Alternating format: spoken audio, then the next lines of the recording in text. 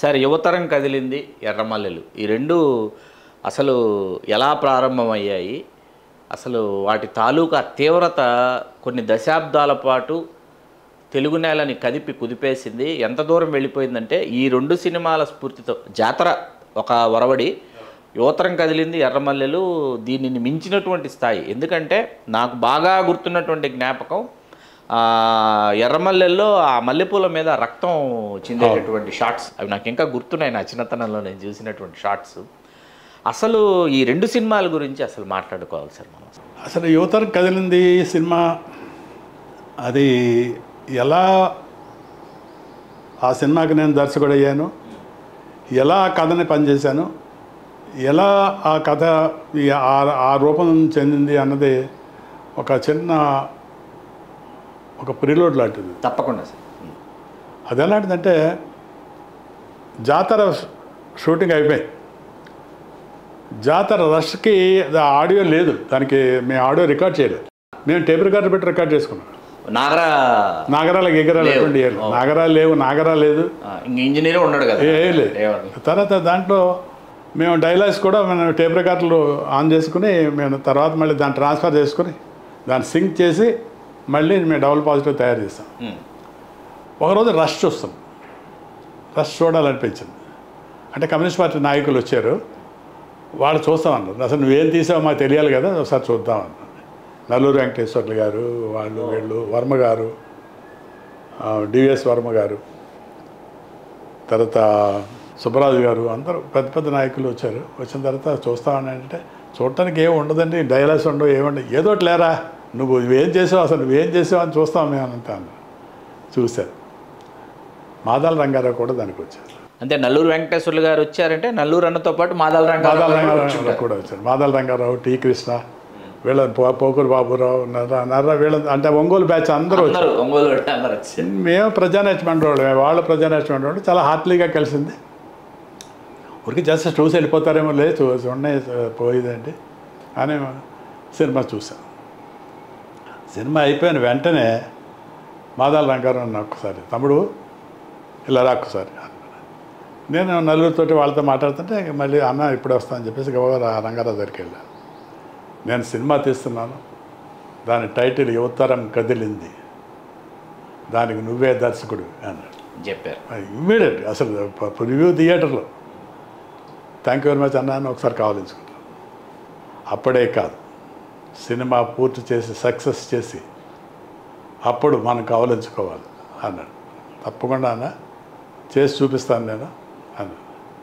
తర్వాత అక్కడి నుంచి మా ఇద్దరి కలయిక ప్రయాణం ప్రారంభమైంది. దాంట్లో కథ మీరు రాశారా, మళ్ళీ ఇదే ఈ జాతర గొడవ, అదే కథ రంగారావు రాశాడా, మీరు రాశారా, ఎవరు రాశారు కథ, ఎవరు రాశారన్నది కాదు పాయింట్. మంచి సినిమా వచ్చిందా లేదా, అవుట్పుట్ ఇలాంటిది. మంచి దర్శకుడు అనుకున్నవాడు ఒక సినిమా తీయడు కదా, ఇంకో సినిమా కూడా ఉండాలి కదా, న్యాచురల్గా ఉండాలి కదా. మళ్ళీ నేను ఒకటి కాదు, అటువంటి ఒక 5-6 సినిమాలు వర్షం తీశాను. సినిమా అది that became a sensational hit. రకరకాల మన వ్యక్తుల్ని, క్యారెక్టర్లని తీసుకొచ్చారు. దాంతో చాలా మంది. కృష్ణ గారి పాత్ర చాలా ఇష్టం నాకు. అవును. అలా మురళీమోహన్ గారి ఎపిసోడ్ సార్ పర్టికులర్లీ. అసలు ఆ మురళీమోహన్ గారి ఎపిసోడ్ ఎప్పుడు తీశారు, ఎలా తీశారు, ఆ విశేషాలు వినాలని. మురళీమోహన్ గారి ఎపిసోడ్ ఏంటంటే హృదయ విదారకమైన ఎపిసోడ్ అది. ఆయన మేము వెళ్ళి మురళీమోహన్ గారిని మాకు మీరు యాక్ట్ చేసి పెట్టాలండి అన్నాడు. ఏంటి క్యారెక్టర్ ఏంటి అన్నాడు. కాలేజీలో లెక్చరర్ అండి, ఈయనకి జీతం ఉండదు, కాలేజ్ మేనేజ్మెంట్ ఏమేమో జీతం ఇవ్వడు, నువ్వు చేయాలనుకుంటే ఉద్యోగం చేయి, జీతం అడక్కు, జీతం డబ్బులు వచ్చినప్పుడు నీకు వస్తాయి, అంతవరకు నువ్వే ఉండాలి, ఉండగలిగితే ఉండు, లేకపోతే వెళ్ళిపో అని చెప్పేసి ఆడవాళ్ళు. ఈయన ఉద్యోగం వదులుకుంటే మళ్ళీ ఉన్నది కూడా పోద్దేమో అని చెప్పేసి అనుకున్నా. అలాగ ఉన్న మనిషి ఒకరోజున ఆత్మహత్య చేసుకోవాల్సిన పరిస్థితి వచ్చింది. ఆత్మహత్య చేసుకుంటాడు. ఇప్పుడు ఎకనైనా కళ్ళు తెరవండి అని ఒక బోర్డు రాసుకుని కాలేజీలో ఉన్న స్టాఫ్ అందరూ కళ్ళు తెరవంటారు బాబు అని చెప్పేసి విద్యార్థులను అందరినీ ఎడ్యుకేషన్ సిస్టమ్ని ఎగతాళి చేస్తా అని బోర్డు వాడు చచ్చిపోతాడు. వాడు భార్య, పిల్లలు, విద్యార్థులు అందరూ కలిసి బోర్ మని ఏడుస్తారు. దాంతో ఇదండి సిచ్యువేషన్ అని చెప్పేసానండి. మరి ఇది ఒక రోజులో ఎలా అవుతుంది అని. ఒక రోజు నేను చూసుకుంటానండి, అది మీరు మీ దారిని మీరు వన్ డే నాకు ఇస్తారు. ఒక్కరోజు అడిగారు ఒకరోజు నేను అడగడమే ఒక రోజు అడిగి, ఎందుకంటే ఆయన బిజీ, చాలా బిజీ హీరో, చాలా బిజీ హీరో ఆయన. నాకు వన్ డే చాలండి అని. వన్ డే అయిపోద్దా? అవ్వకపోయినా సరే మిమ్మల్ని పంపించేస్తాను సార్ అని. సరే చూద్దాం వన్ డే అని. తర్వాత వన్ డే కొంచెం ఎర్లీగా రండి సార్ అని. ఎర్లీగా నేను ఇక్కడి నుంచి ఇక్కడికి వచ్చేది ఏం లేదు, నేను ఏలూరు నుంచి స్టార్ట్ అవుతాను, తెల్లారి గట్ల ఒక 3:30 4 నేను ఇక్కడికి వచ్చేసరికి 6-6:30 అవుతుంది. 7 గంటల షూటింగ్ స్టార్ట్ చేద్దాం. డన్. దీంతో తెలిసిపోతుంది మీరు నన్ను ఏం చేయబోతున్నారు అన్నది నాకు తెలిసిపోతున్నానండి. మీకు తెలియాలన్నది నా కోరిక కూడా అండి. కానివ్వండి అని చెప్తాను. ఇంకా అక్కడి నుంచి నాన్ స్టాప్ షూటింగ్ చేస్తాను. ఆయన విగ్ లేదు, మేకప్ లేదు, ఎంత సహజంగా ఉంటారు అసలు. ఏం లేదు, విగ్ లేదు, మేకప్ లేదు, ఏం లేదు. డైలాగ్ కూడా చెప్పడమే. డైలాగ్ చెప్పడం ఆయన చెప్పడం అలా షూటింగ్ జరుగుతున్నది. నో బ్రేక్, కంటిన్యూ వెళ్ళిపోతుంది. షూటింగ్ జరుగుతూనే ఉంది. సాయంత్రం 7 అయింది, నో బ్రేక్, కంటిన్యూ అవుతూనే ఉంది. 48 degrees టెంపరేచర్లో షూటింగ్ చేసాం. దానికి పర్టికులర్ ఎపిసోడ్ ఒంగోలులో 48 degrees టెంపరేచర్లో షూటింగ్ చేసాం. అక్కడ ఎంకరేజ్మెంట్ మాదాల రంగారావు ఎంకరేజ్, రాధాకృష్ణ గారు అని ఆయన ఎగ్జిక్యూటివ్, ఆయనకుడు.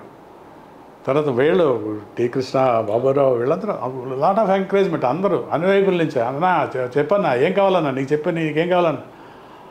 ఆ స్పీడ్, నో బ్రేక్. నైట్ 12:30కి బ్యాకప్ చెప్పారు. Thank you very much sir, అయిపోయిందని మురళీమోహన్ గారు. అయిపోయిందా? అయిపోవడం ఏంటి అని. అయిపోయింది సార్, షూటింగ్ అయిపోయింది. మొత్తం అయిపోయిందా? అయిపోయిందండి, మొత్తం అంతా అయిపోయింది. మరి మిగతా క్యారెక్టర్స్ అవన్నీ నేను తర్వాత తీసుకుంటాను సార్. బాగా టైర్డ్ అయిపోయారు, రెస్ట్ తీసుకుంటాను. నేనేం టైర్డ్ అయ్యానండి? మిమ్మల్ని చూస్తానంటే మీరు టైర్డ్నెస్ అంటే మీరు మీ పేరు చెప్పాలండి. అసలు మీరు కూర్చున్నారా ప్రొద్దున నుంచి? లేదండి. నేనే కూర్చుంటే ఇంకా యూనిట్ ఎలాగ నిలబడదు కదా. ఆయన నవ్వాడు, నేను నవ్వాను. చూద్దాం, ఒకవేళ కావాలనుకుంటే తర్వాత 1 రోజు 2 రోజులు తీసుకొని బాగా మీరు వర్కౌట్ చేయొచ్చు అన్నాడు. అవసరం ఉండదండి, డెఫినెట్గా ఇది చాలా బాగా యాక్ట్ చేశారు మీరు. హార్టీ కంగ్రాచులేషన్స్, చాలా బాగా చేశారు మీరు. రేపు పొద్దున్న రష్ చూసినప్పుడు మీరు బాగా ఫీల్ అవుతారు. ఆ తర్వాత డబ్బింగ్ రమ్మని అడిగా. డబ్బింగ్ రమ్మని అడిగితే ఏముంది రాము, ఆ డబ్బింగ్కి ఏదో డేట్ చెప్పు సత్యం గారికి. ఏముంది అలా వెళ్తాం, 1 గంట సేపు అంతే, 1 రోజు షూటింగే కదా అని. అలా అనుకుని ఆయన కూడా వచ్చాడు. ఆయన డబ్బింగ్ స్టార్ట్ చేశాడు. ఆయన వెళ్తా ఉంది. ఏంటండి ఇది, ఎప్పటికి అవుతుంది షూటింగ్ డబ్బింగ్ అన్నాడు. అంటే ఇన్ని సీన్లు ఎప్పుడు తీసారు? ఇంకా అవ్వలేదండి, ఇంక 3 సీన్లు అన్నీ ఇప్పటికి, మిగతా ఇంకా 9 సీన్లు ఉన్నాయండి. మొత్తం 13 సీన్లు, మొత్తం 13 సీన్ల ఒక రోజులో. ఏంటండి అన్నాడు. ఒకసారి చూడండి, ఒకసారి చూసిస్తే మీకే అర్థమవుతుందని చెప్పేసి మొత్తం 13 సీన్స్ ఒకటి లూప్లా వేసి రన్ త్రూ అని చూశాడు. ఆయన చూసి అబ్బా చాలా గొప్ప క్యారెక్టర్ చేశారు సత్య గారు, అద్భుతం అది వచ్చి కావాల్చుకున్నాడు.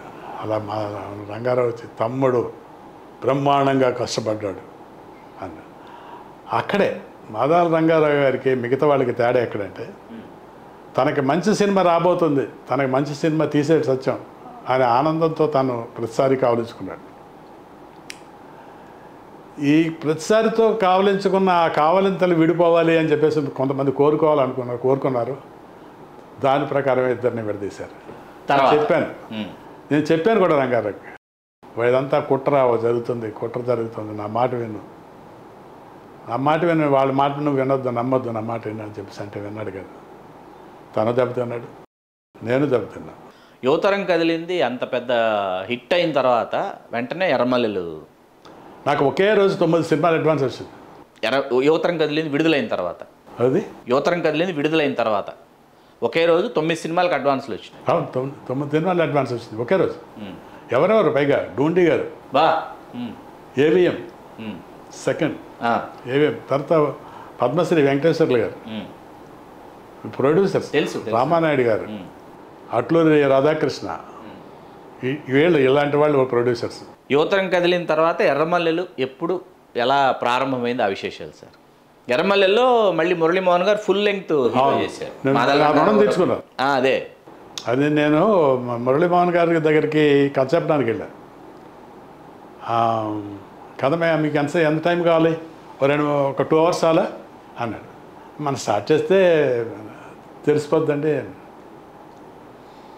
స్టార్ట్ చేస్తా అంటే కొంచెం టైం పడుతుందా అన్నాడు. టైం ఏం పట్టదండి, ఇది స్టోరీ చెప్పడం, మీకు వాడు కావాలనుకుంటే కొంచెం ఎక్స్ప్లెయిన్ చేయటం అంతే తప్ప.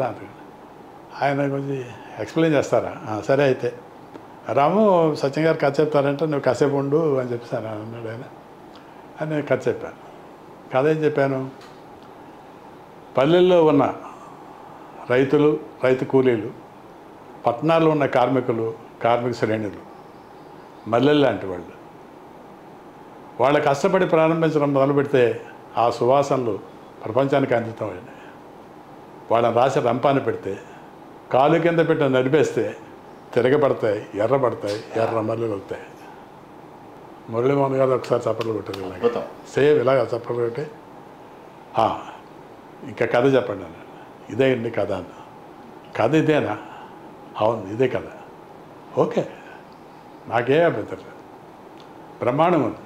ఇదే కథ అయితే ఇదే కథ బ్రహ్మాండంగా ఉంది. నేనెవరు? నేను కార్మికుడా రైతునా? అన్నాడు. మీరు కార్మికుడు. థ్యాంక్ యూ, బ్రహ్మాండం. Please do subscribe to Telugu Rajyam channel. Please do subscribe to Telugu Rajyam channel.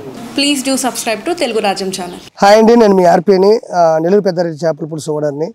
మీరు తెలుగు రాజ్యం అనే ఈ యూట్యూబ్ ఛానల్ సబ్స్క్రైబ్ చేసుకుని మంచి మంచి వీడియోలతో వస్తారు. Thank you so much. Hi people, I'm Sonakshi Verma and you please watch Telugu Rajyam and please subscribe to the channel.